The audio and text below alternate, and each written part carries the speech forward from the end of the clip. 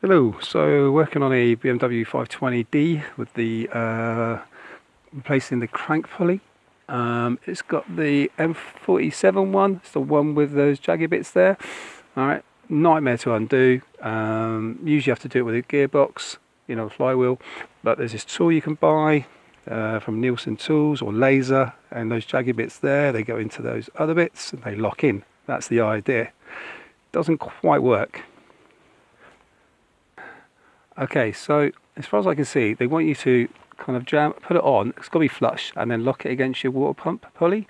But I think you're asking for trouble. We're looking at 300 pounds of pressure, because it's like 100 newtons and then plus 150 degrees to do this back up.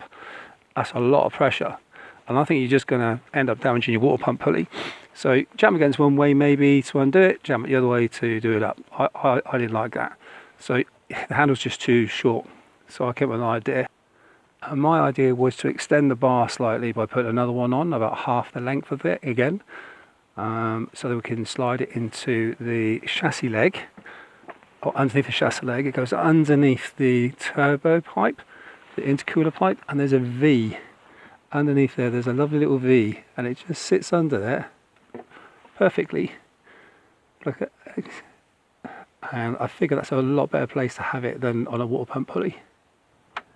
Then using the 22mm socket and a 22-inch or longer extension bar, pop it onto there, keep it nice and tight against it, and that seems to hold this in place like so. And I'm going to extend it even more now.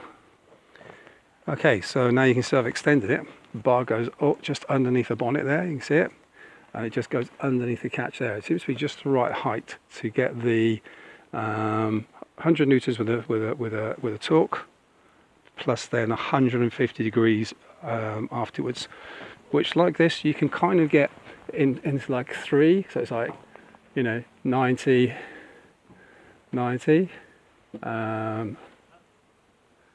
which is too much. So really and truly what you need is, they say 30, so that's 90, and then another 60 again on top of that. So we're looking about on a clock. So 5 passes will be 30, then you've got yourself 60, and then another 3 o'clock would be 90, if that makes sense. Okay, and then in that way you can get the pressure that you need to do the sucker back up. Because believe me, you need that lumbar. It's hard work. So there you go. Hopefully it's helpful to you guys, and hopefully maybe the company make the tool might decide to extend the bar, or include an extension bar to slide in underneath there rather than put it underneath a water pump. I'm still waiting for the instructions on how to do it, so I couldn't wait any longer, decided to come up with this, and there we go. Okay, thanks a lot, bye now. Okay, so just to clarify again, so you're looking at about a 4-foot extension bar. Okay, so you can see the 4-foot bar there roughly. All right, just goes underneath the bonnet. Okay, and then you're looking at about a foot extra on the extension on the lower one down there to slide over the top and then in. Once you find that gap, you'll know what I mean, and then you can slide over. You can see it's still just about hold on to it, a bit skew-iffy, but it's doing the job. Potentially you could probably shorten down this one here, so you get more of an angle, so that goes flusher against it. But this has done it for me. I've managed to get the 100 newtons with a torque wrench, and I've now managed to get the 150 degrees that they've said.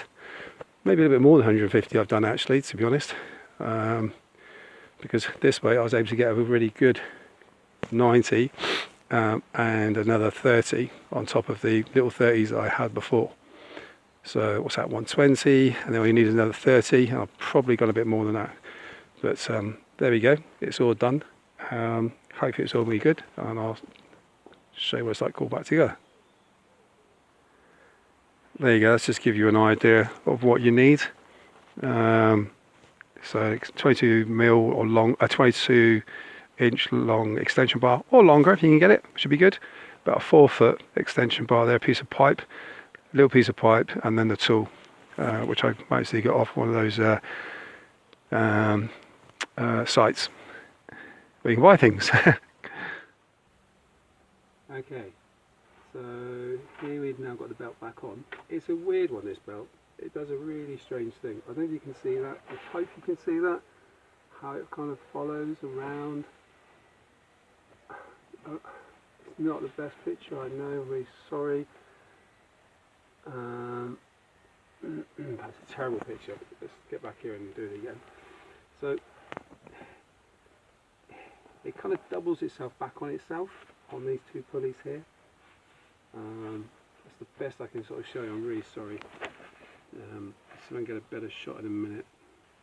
But anyway, using a 24 socket with extension, then you kind of push down this.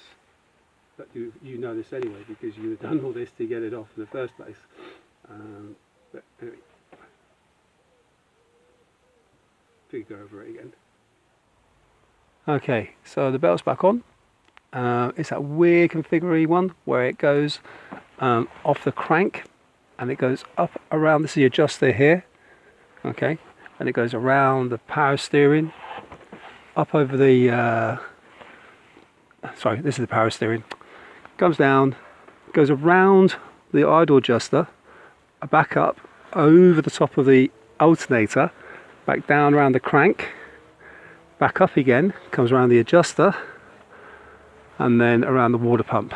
All right, hope you can see that. It's not the best picture. It's really hard to kind of get in there to sort of show you really, but that's the gist, because there's not a lot of information on the M47, how the belt goes back on, but that's basically it. Around the crank, comes up around the adjuster, you know, around the water pump, up over the top of the power steering, back down around the idle pulley, then back out over the alternator, then back down around the crank. Okay, so now I've got the AC belt on, the stretchable one, so you can see what I've done there, over the bottom there, over the AC pulley, sorry, speaker, over the AC pulley, and then over the top of the main crank. And I'm probably going to have to do this two-handed, so I don't think I'm going to show you, but I'll try, but I don't think that's going to work. See if I can get in a place where foam will stay. Sorry, try and get in a place where foam will stay so you can still see. No, this is no good. I'm going to have to just do this maybe one-handed and hopefully it goes on, but I don't think it will, but we never know. Nice and slow with it. Oh yeah. There she goes. It came off, but you get the idea. Right, there you go. All the belts are back on. This was a bit of a pain to get on, to say the least, but it's back on now anyway. And that's all done nice and tight. So hopefully that's the crank replaced, and it'll be good as gold, and it will stop making that horrible noise at tick over. Alright guys, brilliant. Yep, so there you go. Hopefully that's giving you an insight on how to do the replace the crankshaft pulley using a tool rather than using the flywheel method. The tool wasn't expensive. I think it was like 20 quid, something like that. So do you know what? That bit of pipe, you know, to do the job right, I think it's well worth it. Okay, if you like what I've said, what I've said, then beat that horn, as I like to say, and I'll do another one. Okay, cheers now, bye.